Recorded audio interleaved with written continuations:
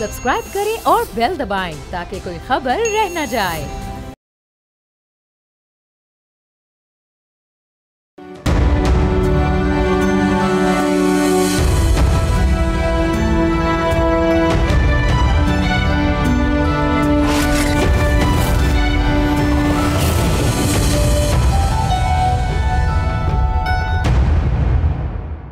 गुज़िश्ता दिनों कराची में बैनुल-अक़वामी दिफाई नुमाइश आइडियाज़ 2024 का इनेकाद हुआ था, जिसमें 55 ममालिक के 350 से ज़ायद गैर मुल्की मंदूबीन ने शिरकत की थी। सन 2000 से वज़ारत दिफा और डिफेंस एक्सपोर्ट प्रमोशन ऑर्गेनाइजेशन के ताउन से हर 2 साल बाद इस नुमाइश का इनेकाद होता है। इस साल नुमाइश में 224 लोकल और 333 इंटरनेशनल कंपनियों ने स्टॉल लगाए, जहां दिफा से मुताल्लिक जदीद और रिवायती साजो सामान की नुमाइश हुई, जिसमें जंगी तैयारे, हेलीकॉप्टर्स, बहरी जहाज, drone missile, cyber defence satellite और इलेक्ट्रॉनिक वॉरफेयर के आलात शामिल हैं। नुमाइश में पाकिस्तानी साख्ता जदीद तरीन टैंक अल हैदर और ड्रोन शहपर खास तौर पर गैर मुल्कियों की तवज्जो का मरकज बने रहे। आइडियाज़ 2024 मुल्क में तैयार करदा दिफाई मसनूआत का शोकेस था, जो दिफाई मसनूआत की एक्सपोर्ट्स में इजाफे का सबब है। नुमाइश में गैर मुल्की जो दिफाई वफूद हैं, उनकी शिरकत से उन ममालिक के साथ दिफाई और सिफारती ताल्लुकात मजबूत होने का भी हमें इशारा मिलता है और एक अहम किरदार जो है वो इसमें दिखाई देता है। इस हवाले से सऊदी अरब, मुत्तहदा अरब अमारात, कतर, बहरीन, तुर्की, ईरान, चीन, भारत, मलेशिया, सिंगापुर, इटली और बरतानिया की शिरकत दिफाई नुमाइश की अहमियत को मज़ीद उजागर करती है। आइडियाज़ से न सिर्फ पाकिस्तान के स्ट्रेटेजिक ताल्लुकात को मुस्तहकम करने में मदद मिलती है, बल्कि नुमाइश गैर मुल्की और मुल्की दिफाई सनत को करीब लाती है। मुल्क की सरकारी और निजी दिफाई सनत से मुंसलिक कंपनियों को मौका मिलता है कि वो दुनिया भर के सामने अपनी मसनूआत को पेश कर सकें और तरक्की याफ्ता ममालिक की दिफाई सनत का मुशाहिदा कर सकें।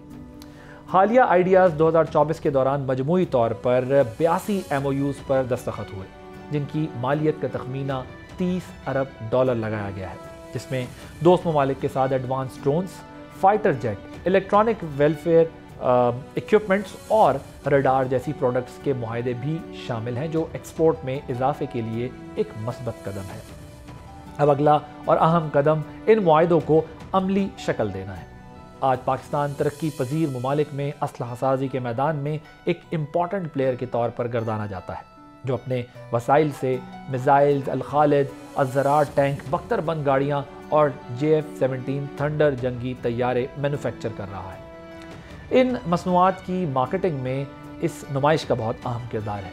पाकिस्तान की एक्सपोर्ट्स का ज़्यादातर हिस्सा टेक्सटाइल मसनूआत या खाम माल पर मुश्तमिल है। अगर पाकिस्तान अपनी एक्सपोर्ट्स बढ़ाने के लिए दिफाई मसनूआत को आलमी मंडी में मार्केट करे, तो यूरोपीय ममालिक के मुकाबले में कीमतें कम होने के बाइस इसकी तलब में इजाफा हो सकता है, जिससे न सिर्फ एक्सपोर्ट में इजाफा होगा, बल्कि पाकिस्तान को खतीर ज़र मुबादला हासिल होगा, यानी कि ज़्यादा ज़र मुबादला हासिल होगा। मुझे इस नुमाइश को ख़ुद से मुशाहिदा करने का मौका मिला। प्रोग्राम में आगे चलकर हम ऑन ग्राउंड फील्ड में जब गए, देखा क्या सिचुएशन थी, technology transformation, R&D research and development, और जिस तरीके से हमने वहाँ पर यंग टैलेंट को देखा जो फोर्सेस के अंदर भी मौजूद हैं, जो बच्चे इस वक्त प्राइवेट सेक्टर के हैं, जो प्राइवेट कंपनीज़ हैं, उनकी पार्टनरशिप भी देखी, जो हमारी यूथ है, जो यंगस्टर्स हैं, उनकी कंट्रीब्यूशन भी देखी कि कैसे वो जो है वो डिफेंस प्रोडक्शन में, टेक्नोलॉजी में, इन प्रोजेक्ट्स में अपना रोल प्ले कर रहे हैं। तो बड़ी खुशी हुई है देखकर, जानकर। तो हम प्रोग्राम में आपको दिखाएंगे, उन स्टॉल्स पे भी लेके जाएंगे कि जहाँ जहाँ पर हम गए और ऑब्ज़र्व किया कि कैसे जो है वो एयरफोर्स, आर्मी और नेवी जो है वो अपनी डिफेंस प्रोडक्ट्स के लिए एफर्ट्स कर रही हैं। रिसर्च डिपार्टमेंट उसके ऊपर जो है वो काम कर रहे हैं। और इसी नुमाइश के अंदर जो है chairman joint chiefs of staff general Sahir Shamshad साहब भी मौजूद थे, और army chief general Asim Munir साहब ने भी इसमें शिरकत की, और गैर मुल्की जो मंदूबीन थे, जो डेलीगेट्स थे, उनका इसमें बहुत इंटरेस्ट था। प्रोग्राम में हम आपको ये भी दिखाएंगे कि वहाँ किस किस्म की डिस्प्ले था प्रोडक्ट्स का। तो उसके बाद वापस स्टूडियो में आएंगे और स्टूडियो में वापस आकर हम बात करेंगे। हमारे साथ जनरल रिटायर्ड तारिक जावेद साहब डिफेंस एनालिस्ट हैं, मौजूद होंगे। उनसे बात करेंगे और बताएंगे कि इसकी सिग्निफिकेंस क्या है, इसकी इंपॉर्टेंस क्या है। पहले आपको लिए चलते हैं कि कराची की एक्सपो में क्या हुआ था, पहले वो दिखाते हैं।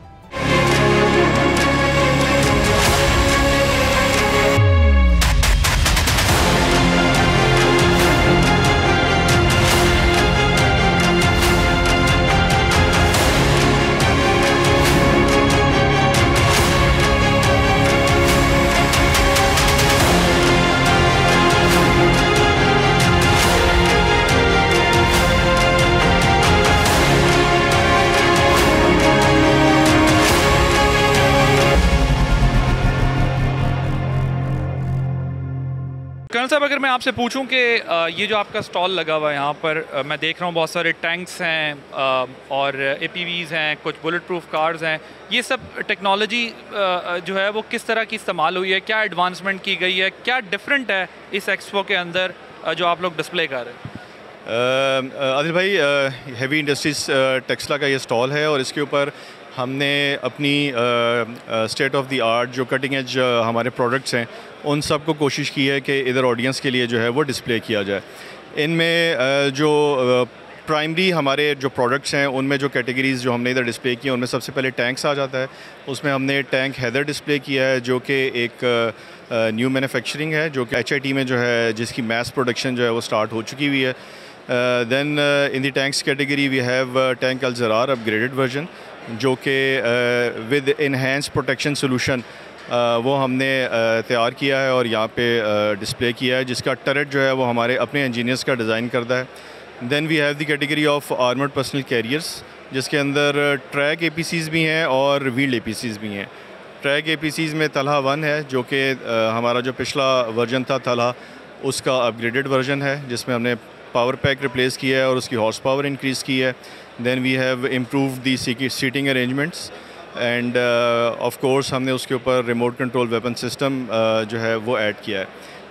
देन इसी APC के अंदर ही एक व्हील्ड APCs की कैटेगरी है, जिसमें 4x4 और 6x6 व्हील्ड आर्मर्ड व्हीकल्स वो यहाँ पे आपको नज़र आएंगी हिसार और फारिस के नाम से। इस एक्सपो में को अगर ख़ास तौर पे अगर देखा जाए स्पेसिफ़िकली, तो बहुत सारे फॉरेन डेलीगेशंस हैं जो कि इधर आए हैं और उन्होंने अपना इंटरेस्ट शो किया है।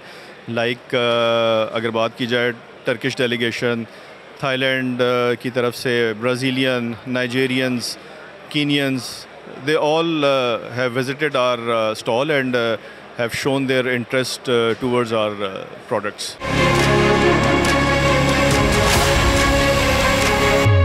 अहमद, अगर मैं आपसे पूछूं कि ये जो आपका स्टॉल है इसके अंदर इसके मेन फीचर्स क्या हैं, सेलिएंट फीचर्स क्या हैं? जी, जैसे कि आप जानते हैं पाकिस्तान ऑर्डिनेंस फैक्ट्रीज़ एक एसेंशियल कंपोनेंट है पाकिस्तान के डिफेंस सेक्टर का। तो being the largest defence industry, हम भरपूर शिरकत करते हैं आइडियाज़ में जो हर 2 साल बाद होती है और उसमें हम अपनी मसनूआत की नुमाइश करते हैं और जो न्यूली लॉन्च्ड प्रोडक्ट्स होती हैं वो भी नुमाइश में का हिस्सा बनती हैं। इस दफ़ा हमने 10 नई प्रोडक्ट्स को लॉन्च किया है और हमारे पास डिफरेंट प्रोडक्ट रेंज है। हमारी बेसिकली कोर रिस्पॉन्सिबिलिटी है पाकिस्तान आर्म्ड फोर्सेस की जितनी भी रिक्वायरमेंट्स हैं उनको फुलफ़िल करना, और इसके अंदर हमने नए जो वेपन्स, एम्यूनेशन, आर्टिलरी सब इस दफ़ा शामिल किया है। और रिसेंटली हमने एक टर्किश कंपनी के साथ कॉन्ट्रैक्ट भी साइन किया है which is related to 155 mm artillery. उसके अंदर हम इन्हांस करेंगे उसकी प्रोडक्शन को, which will be beneficial for Pakistan defence sector as well. और इसके अलावा हमारे पास सब्सिडरीज़ हैं, वहाँ नोबल ग्रुप है, वहाँ इंडस्ट्रीज़ लिमिटेड है, गन्स एंड मोर है, उसके स्टॉल्स भी हमारे पास मौजूद हैं जिसका हम आपको भी विज़िट भी करवा देते हैं।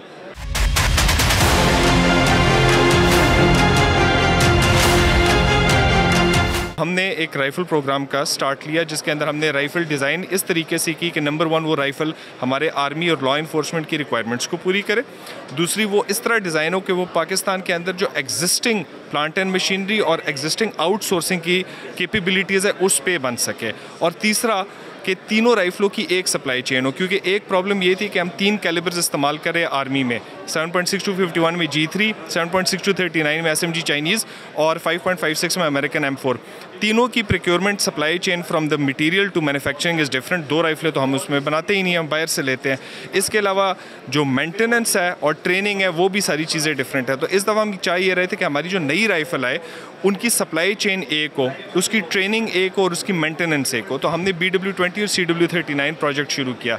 BW20 और CW39 प्रोजेक्ट्स में 3 किस्म की राइफलें एग्जिस्ट करती हैं। जो BW20 इन 7.6251 एक टाइप है जो 7.6251 में और जो G3 को रिप्लेस करने के लिए बनाई गई है। इसमें भी 3 वेरिएंट्स हैं, जो एक स्टैंडर्ड बैरल लेंथ की है, कार्बाइन बैरल लेंथ की है और एक match grade 600 metre sniping barrel length की है। इसके बाद CW39 जो हम ज़्यादातर SMG और क्लशनकोफ इस्तेमाल कर रहे हैं उनको रिप्लेस करने के लिए बनी है। ये वो वाली गोली फायर करती है। जो भी बंदा BW20 पे ट्रेंड है उसको ट्रेनिंग और ट्रांजिशन की ज़रूरत नहीं है नई राइफ़ल में, क्योंकि सारे कंट्रोल्स एग्जैक्टली एक तरह है। Assembly, disassembly, maintenance, firing, aiming, cheek weld, everything is same. और फिर इसमें भी हम एक मज़ीद 5.56 राइफ़ल भी डेवलप करें जो इस वक्त ट्रायल के अंदर है।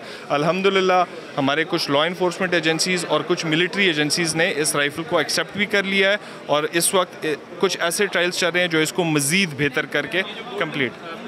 जी अच्छा, हमने POF-X का प्रोजेक्ट शुरू किया था जो पाकिस्तान ने ऑर्डिनेंस फैक्ट्रीज़ ने एक टर्किश फर्म के साथ किया था। ये पिस्तौल is a 9mm handgun with a magazine capacity of 18 rounds. ये बेसिकली जो जनरल रिक्वायरमेंट है मिलिट्री की या लॉ इन्फोर्समेंट की वो काले में आती है। इसको हम गोल्ड प्लेट करके इनग्रेव करके भी बनाते हैं ताकि अगर हमारे हेड ऑफ द स्टेट किसी और हेड ऑफ द स्टेट को एज अ गिफ्ट या सोवेनियर पेश करना चाहे तो उसको हम गोल्ड प्लेटेड और क्रेन। इसने पाकिस्तान आर्मी के इंडक्शन ट्रायल्स क्वालिफाई किए और आई टेल यू कि पाकिस्तान आर्मी के इंडक्शन ट्रायल्स और standards are some of the most toughest and highest in the world. So this is one of the handgun that has qualified that in terms of life, reliability and its firing, it is outstanding. इसके अलावा Pakistan ordinance factories artillery में 105 से लेके 155 तक बनाती है। Motors में के 3 कैलिबर्स बना रही है, aircraft and anti aircraft ammunition, heavy machine guns और इसके अलावा बाकी सारी इक्विपमेंट जो कन्वेंशनली यूज़ करते हैं। अपार्ट फ्रॉम दैट अभी जो नई हमने चीज़ें लॉन्च की है इसमें ड्रोन है। ड्रोन के 3 टाइप्स है जिसमें से सर्वेलेंस ड्रोन है with thermal imaging capability for detection और इसके अलावा हमारे पास कॉम्बैट ड्रोन है जो जाके अपनी टारगेट को एलिमिनेट करते हैं। और तीसरे हमने इसमें बनाए हैं कामाकाजी क्वाडकॉप्टर्स जो बेसिकली एक सुसाइड ड्रोन, आप उसको इस तरह कर ले। अपार्ट फ्रॉम दैट हमारे पास 2 suicide kamikaze first FPV fixed wing drones भी हैं।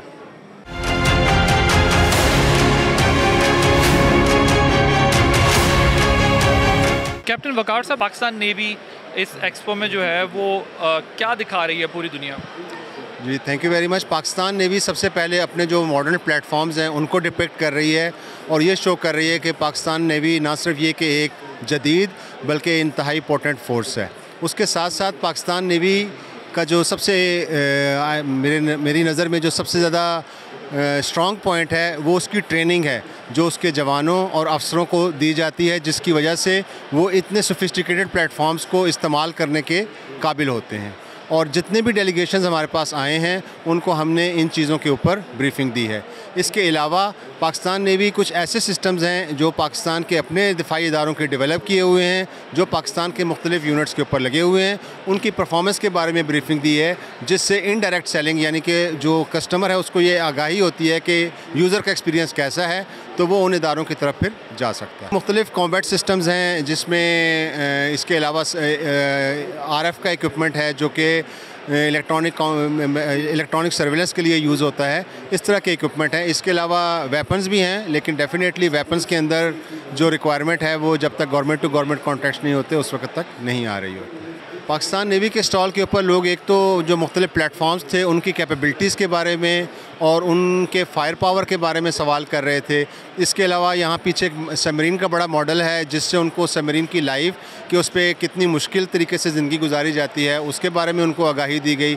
इसी तरह बाकी जो पाकिस्तान नेवी की जो ट्रेनिंग और सबसे ज़्यादा इम्पॉर्टेंट जो पाकिस्तान नेवी कोशिश करती है मुल्की पैदावार के अंदर और मुल्की दिफा को मजबूत करने के लिए जो लोकल इदारे हैं उनकी सपोर्ट हमें कैसे मिल रही होती है उसको हम जो है ना बयान। आसान अल्फाज में मैं आपको बताऊं कि अगर वहाँ पे 70 लोग हैं तो उसमें से तकरीबन 35 ऐसे होंगे या 30 ऐसे होंगे जो हर वक्त ड्यूटी पर होंगे, और बाकी लोग जो हैं या वो अपने मुख्तलिफ काम कर रहे होंगे या अपनी नींद पूरी कर रहे होंगे। तो अगर आप इस साइकिल को over a scale of 30 days या 40 डेज़ देखते हैं तो आपको अंदाज़ा होगा कि ये काम बार बार करना कितना मुश्किल और कितना जो है ना तकलीफ़देह अमल साबित हो सकता है। और यही वो तकलीफ़ और तकलीफ़देह चीज़ें जिनसे गुज़र के जो हमारे सबमरीनर्स हैं वो अपने आप को प्रूव करते हैं, और उन्होंने माजी में इस तरह के कारनामे किए हैं जिसके बारे में दुनिया बहुत बखूबी जानती है।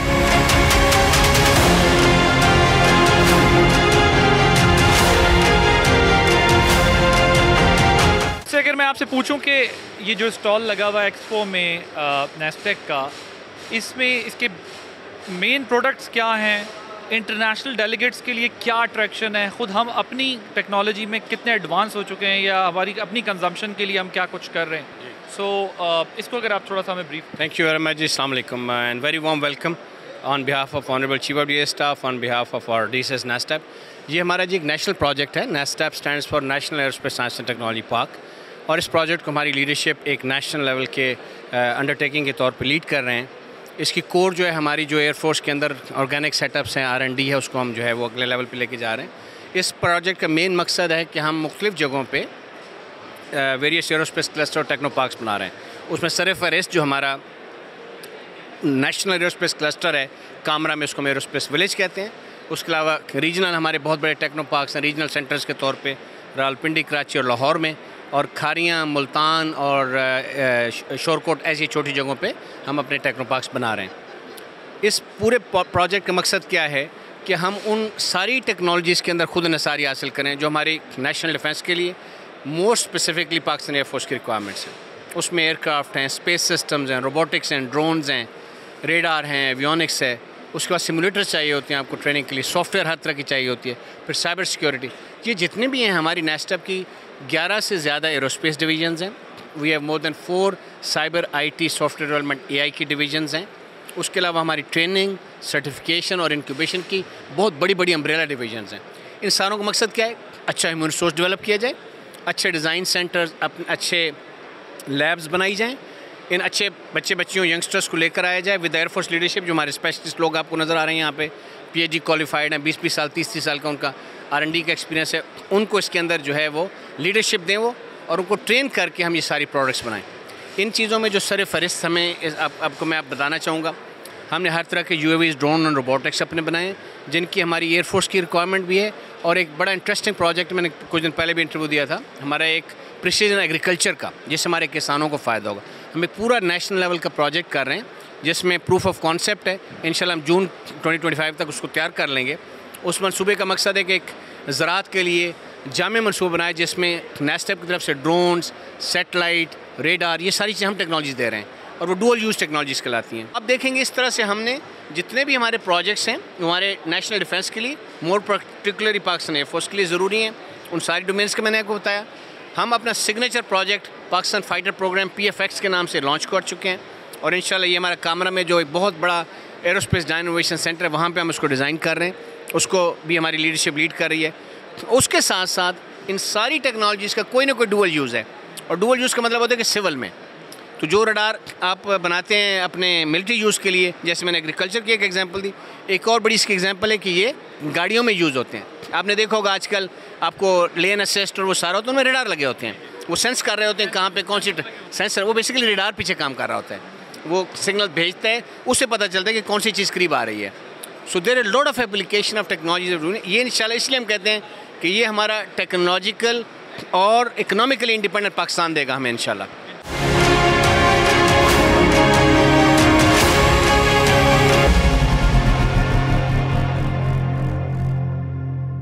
आदिल, हम लोग SIEHS 1112 ट्रांसफॉर्म कर रहे हैं प्री हॉस्पिटल हेल्थ केयर के इंफ्रास्ट्रक्चर को अक्रॉस सिंध।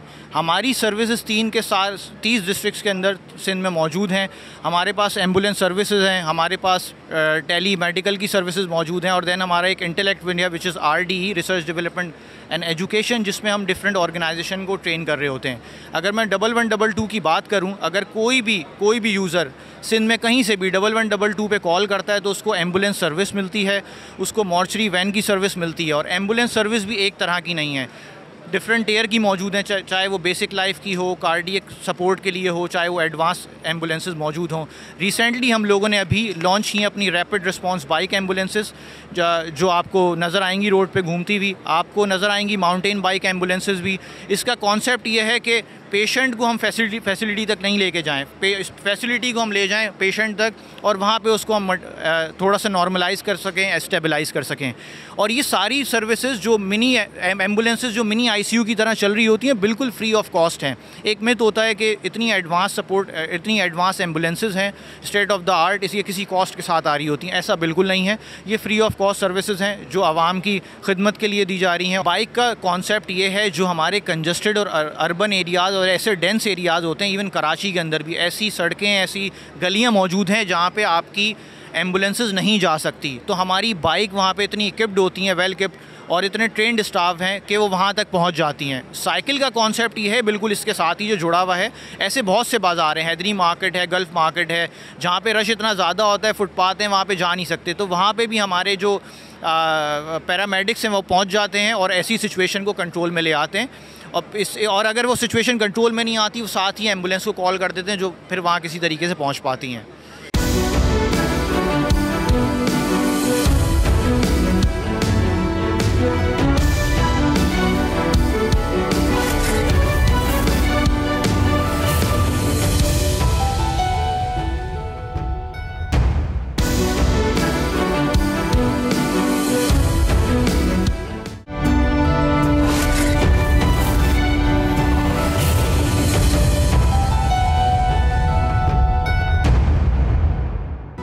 Welcome back. मेरे साथ इसी इशू पर बात करने के लिए मौजूद हैं जनरल रिटायर्ड तारिक जावेद साहब, डिफेंस एनालिस्ट हैं और मेंबर हैं इंजीनियर प्रोफेशनल डेवलपमेंट बोर्ड के।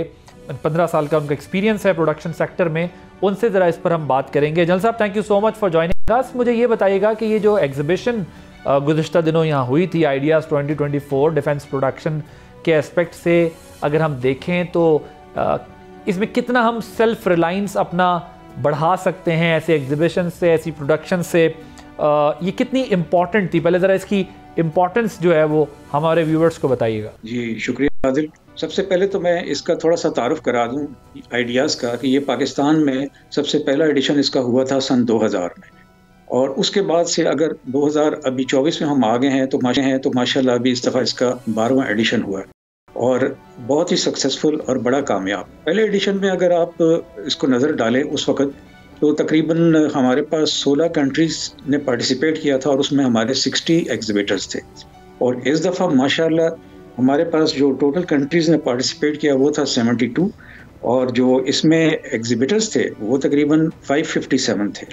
तो इससे आप अंदाज़ा लगा लें कि इसने कितनी तरक्की की है और ये किस तरह से ये एक वेन्यू बन गया इंटरनेशनल डिफेंस एक्सपो कैलेंडर के अंदर, कि जिसमें कि सब लोग कीन होते हैं पाकिस्तान की इस वेन्यू पे आने के लिए। और माशाल्लाह इस दफ़ा तकरीबन 350 डेलीगेट्स थे जिन्होंने डिफरेंट लेवल पे मीटिंग्स भी की और उनको ब्रीफिंग्स दी गई। हायर एफ्स पे उन्होंने chairman joint chief of staff से और उसके अलावा बाकी जितने भी डिग्नेटरीज हमारे पाकिस्तान में हैं उनसे उन्होंने मुलाकात की। और ये हमारे लिए एक बहुत अच्छा प्लेटफॉर्म है, क्योंकि इसमें अगर आप देखें कि हमें पाकिस्तान में रहते हुए जब हम डिफेंस एक्सपो करते हैं, इसका सबसे बड़ा एडवांटेज ये होता है कि हम अपने full range of equipment, full range of technology और कैपेसिटी और कैपेबिलिटी हम लोगों को दिखा सकते हैं। क्योंकि मैं खुद इसमें रहा हूँ, जब हम किसी और मुल्क में अपना इक्विपमेंट लेके जाते हैं तो बड़ी लिमिटेड हमारे पास चॉइसेस होती हैं, क्योंकि हम सारा कुछ अपना डिस्प्ले नहीं कर सकते। लेकिन इन हाउस इस पर डिफेंस सेक्टर के साथ साथ हमारा जो प्राइवेट सेक्टर है जो कि डिफेंस के साथ कोलैबोरेट कर रहे हैं, उन्होंने भी इसके अंदर बढ़ चढ़ के हिस्सा लिया। और ये हमारे लिए एक बहुत अच्छा प्लेटफॉर्म बनता है जिसमें कि R&D का, अभी इस दफ़ा अगर आपने देखा होगा, इसमें हमारे जो टेक्नोलॉजी के परसूट्स हैं जिसमें कि नेस्टेप है, नस्ट है, मैरीटाइम सिक्योरिटी एजेंसीज वालों के उन्होंने भी अपनी टेक्नोलॉजी पार्क के लिहाज से बहुत सारी चीज़ें हैं जो यंग एंटरप्रेन्योर्स होते हैं, जो यंग इंजीनियर्स हैं, एकेडेमिया के साथ उनका जो इंटरेक्शन है उसको भी इस दफ़ा इन्होंने डिस्प्ले किया। और बहुत सारे इन्होंने पेटेंट्स डेवलप किए हुए हैं जो कि हमारी इंडस्ट्री में काम आते हैं और इवन इंटरनेशनल प्लेयर्स को भी। और आपको ये जान के खुशी होगी कि इस दफ़ा तकरीबन हमने 80 से ज़्यादा MOUs साइन किए हैं पाकिस्तान में डिफरेंट कंट्रीज़ के साथ। ये जो MOUs हैं ये बेसिकली कुछ तो ऐसे होते हैं जिनमें कि उन्होंने कुछ चीज़ें ख़रीदनी है हमसे या हमने उनसे कुछ ख़रीदना हो, क्योंकि म्यूचुअली प्लेटफॉर्म एग्जिस्ट करता है। और दूसरा ये है कि इसमें जो जॉइंट वेंचर्स के जो अपॉर्चुनिटीज़ मिलती हैं, जो जॉइंट टेक्नोलॉजिकल और प्लस जॉइंट प्रोडक्शन और मैन्युफैक्चरिंग में, तो ये हमारे लिए हल्के हल्के इस रीजन में एक बहुत कामयाब ये प्लेटफॉर्म जा रहा है। और इसी प्लेटफॉर्म से हम डेफिनेटली बहुत कुछ सीखते हैं, बहुत कुछ दुनिया को बताते हैं कि हमारे पास क्या कैपेबिलिटीज़ और हैं, और उनको यहाँ आके फिर पता लगता है कि वाकई पाकिस्तान ने इस सेक्टर में काफ़ी तरक्की की है। और अल्लाह का शुक्र है कि हम इसमें काफ़ी हद तक अपनी डिफेंस फोर्सेस को हम फीड करते हैं। इसमें जितनी प्रोडक्शन है, बेसिकली जो हमारी डिफेंस इंडस्ट्री की जो प्रोडक्शन है, बेसिकली वो बैकबोन है हमारे अपने तमाम डिफेंस के जो हमारे लॉ इन्फोर्समेंट एजेंसीज हैं, पाकिस्तान आर्मी है, एयरफोर्स है, नेवी है, जो भी इदारे हैं, उनके लिए बेसिकली हम ये चीज़ें बनाते हैं। उसके बनाने के साथ साथ अगर ये सरप्लस हो जाती हैं तो वो हम इंटरनेशनल प्लेयर्स को भी ऑफर करते हैं। जी, आप कुछ कह रहे थे? जी, we have seen a huge number of delegates in Karachi, because मुझे खुद भी ये अटेंड करने का मौका मिला।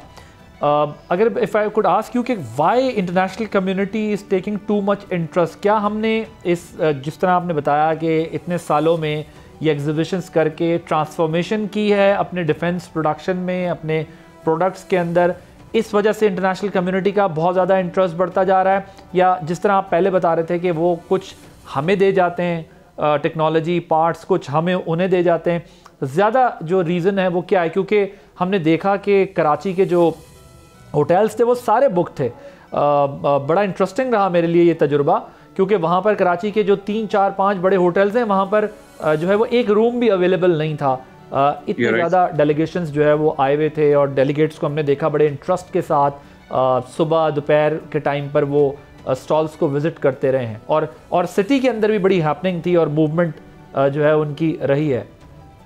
नहीं, यू आर वेरी राइट, आपने बिल्कुल सही ऑब्जर्व किया। पाकिस्तान में मैं तो हमेशा कहता हूँ कराचाइट्स के लिए हर 2 साल के बाद एक बहुत मेगा इवेंट होता है, और जिसमें कि इवन बिजनेस जो प्राइवेट बिजनेसेस हैं वो भी फ्लरिश करती हैं। आपके सवाल की तरफ आते हुए मैं ये कहूँगा कि जब बहुत ज़्यादा जो डेलीगेट्स हमारे पास आते हैं, देखिए उसमें आप 2-3 सेगमेंट्स में इसको डिवाइड कर सकते हैं। पहला इंटरेस्ट ये होता है उनका कि वो अपना सामान लेके आते हैं, तो वो क्योंकि हम काफ़ी डिफेंस के अंदर हम भी काफ़ी इक्विपमेंट ख़रीदते हैं और हमारा इंटरेस्ट रहता है, तो अपना सामान बेचने के लिए भी उनका इंटरेस्ट होता है। दूसरा ये होता है कि जो हमारे यहाँ जो टेक्नोलॉजी जिसके अंदर हमने प्रोग्रेस की है, वो हमसे वो भी लेना चाहते हैं, या उसके अंदर कुछ गिव एंड टेक होता है, सो दैट कि कुछ चीज़ों में हमने अगर तरक्की की है, R&D किया है, तो ये कंपनीज आके वो R&Ds के सब्जेक्ट्स हमारे से शेयर करना चाहती हैं, और लाइकवाइज हम भी शेयर करना चाहते हैं। इस वक्त पाकिस्तान का पूरा फोकस ये है हमारी डिफेंस इंडस्ट्री का, जैसे ग्लोबली है, कि हमें जॉइंट वेंचर्स में जाना है, और हमने जॉइंट वेंचर्स के लिए हमने काफ़ी ओपनिंग्स दी हैं लोगों को। इस वजह से वो काफ़ी कंसंट्रेट कर रही हैं जो इंटरनेशनल फर्म्स हैं, क्योंकि हमारे पास देखिए हमारे पास मैन पावर की कोई कमी नहीं है, हमारे पास टेक्नोलॉजिकल बेस है, और हमारे पास जैसे आप कहते हैं कि किसी भी ऐसी कंट्री में प्रोड्यूस किया जाए जहाँ पर के लेबर चीप हो या सब कुछ हो, तो ये एक विन विन सिचुएशन होती है उन लोगों के लिए। तो इस दफ़ा भी कुछ एरियाज़ में किया है, इंशाल्लाह फ्यूचर में आप देखेंगे कि वो चीज़ें ऑन ग्राउंड आना शुरू हो जाएंगी। राइट, तो जहाँ साहब ये बताइए, ये जो डिफेंस प्रोडक्शन है ये एक्सपोर्ट में कितना कंट्रीब्यूट कर सकती है? क्योंकि एक्सपोर्ट्स पर हमारा अब रिलायंस है, ज़ाहिर है एक्सपोर्ट्स किसी भी कंट्री की अगर अच्छी होती हैं, उसी कंट्री की इकॉनमी बेटर होती है, तो ये हमारी एक्सपोर्ट्स में क्या वैल्यू ऐड कर सकती है? क्योंकि मैंने देखा कि इंडिजिनस हमें हमारी जो लोकल कंपनीज़ हैं जिस तरह वो R&D पर टेक्नोलॉजी पर काम कर रही हैं, और प्राइवेट पार्टनरशिप जो हमने देखा कि प्राइवेट सेक्टर की बड़ी इन्वॉल्वमेंट इस प्रोसेस के अंदर रही है, सो कितनी वैल्यू ऐड कर सकती है हमारी एक्सपोर्ट्स की इंक्रीज़ में ये डिफेंस प्रोडक्शन?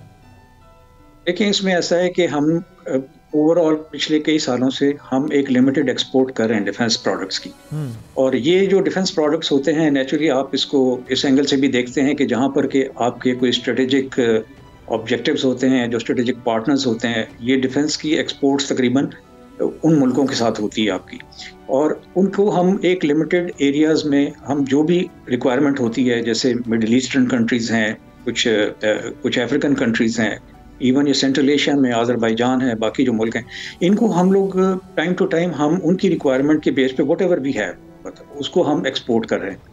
जहाँ तक है कि फ्यूचर के लिए नेचुरली जो हम जेवीज की तरफ जो हम देख रहे हैं, ध्यान जिधर दे रहे हैं, उसमें यह है कि काफ़ी हमारा पोटेंशियल है, जिसमें कि हमें ऑलरेडी इसके अंदर काफ़ी प्रोग्रेस हासिल है इंडस्ट्री के अंदर। The only thing is that you have to be in step and in line with the developing world, with developed world, जिनके पास ये टेक्नोलॉजीज हैं, जिनके पास, क्योंकि बेसिकली आप ये देखें जो सबसे बड़ा इसका मेजर चंक है डिफेंस इंडस्ट्री का, वो R&D के ऊपर एक्सपेंडिचर होता है। और R&D जो है वो डिपेंड करती है आपकी ह्यूमन रिसोर्स पे।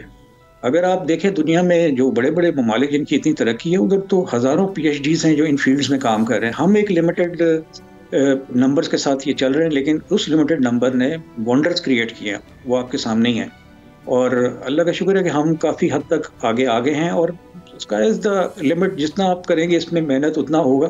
लेकिन Pakistan defence industry has now become on the international canvas as a reliable source of defence products. और हमारे जो डिफेंस प्रोडक्ट्स का सबसे बड़े जो रिलायबिलिटी है वो ये है कि जो बंदा एक दफ़ा ऑर्डर करता है ना, अगर आपको री ऑर्डर ना करे तो इसका मतलब है काम खराब है।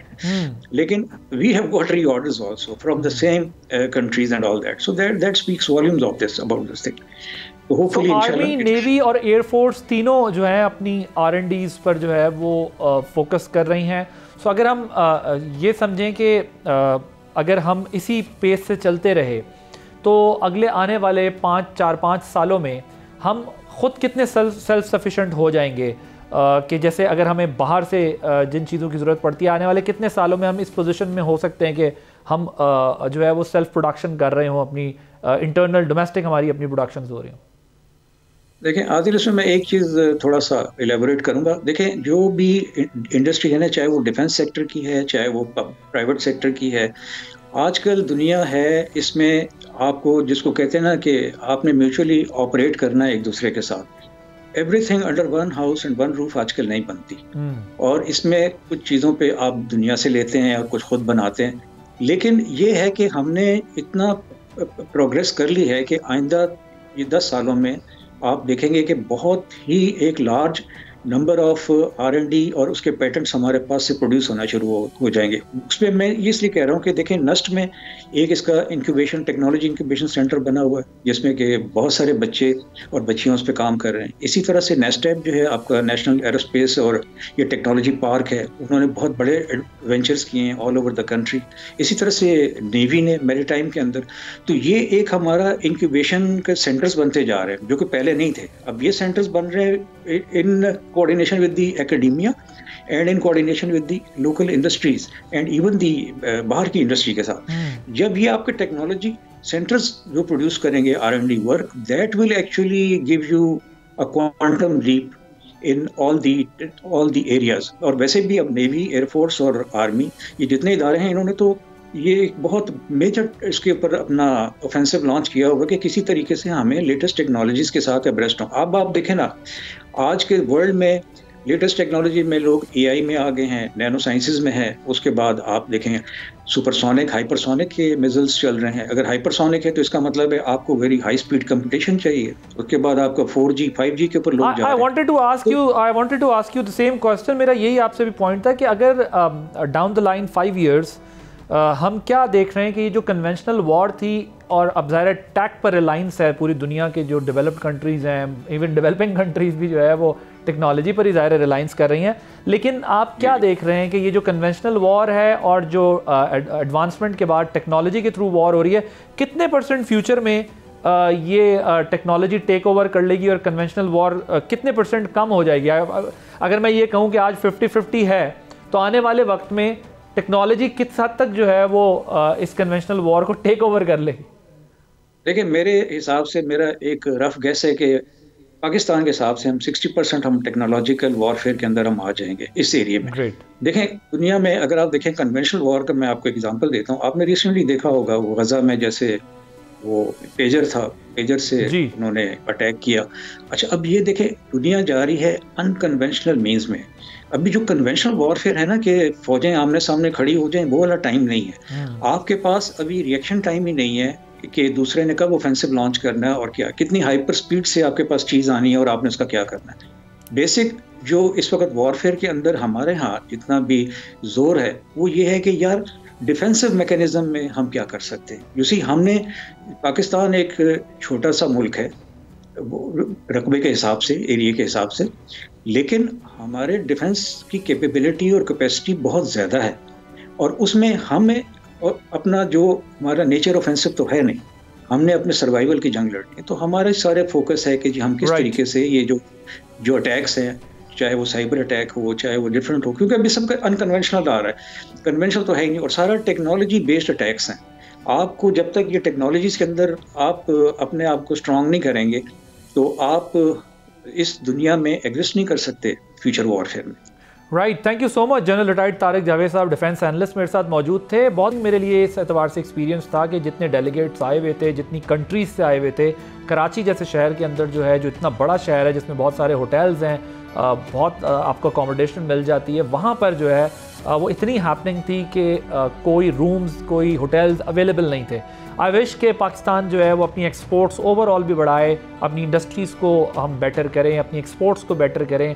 अगर इन तमाम सेक्टर्स के अंदर हम फोकस से अपनी एग्रीकल्चर को बेटर करें, एक्सपोर्ट्स कर सकें, ख़ुद अपने लिए उसकी जो फूड बास्केट है उसको बेटर करें, जिन जिन सेक्टर्स पे हमें काम करना चाहिए करें, तो मुझे तो लगता है कि पाकिस्तान के इन शहरों में अभी जो हमारे पास फैसिलिटीज़ हैं वो कम पड़ जाएंगी अगर दुनिया यहाँ पर जो है वो आएगी। और इंशाल्लाह वो दिन ज़रूर आएगा कि पाकिस्तान में जो है पाकिस्तान सेल्फ सफिशेंट होगा और एक्सपोर्ट्स उसकी बढ़ेंगी और दुनिया यहाँ पर पाकिस्तान के जो मिनरल्स हैं, माइंस हैं, पाकिस्तान की जो डिफेंस प्रोडक्शन की कैपेबिलिटी है, पाकिस्तान की फूड बास्केट है, इन तमाम चीज़ों से जो है वो दुनिया फ़ायदा उठाएगी और पाकिस्तान जैसे माजी में बेहतरीन हालात और मामलात पर था, इंशाअल्लाह ताला हम पाकिस्तान को दोबारा ऐसे देखेंगे बहुत जल्द।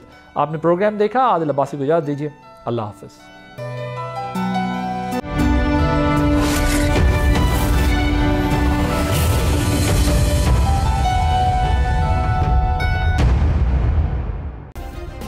सब्सक्राइब करें और बेल दबाएं ताकि कोई खबर रह न जाए।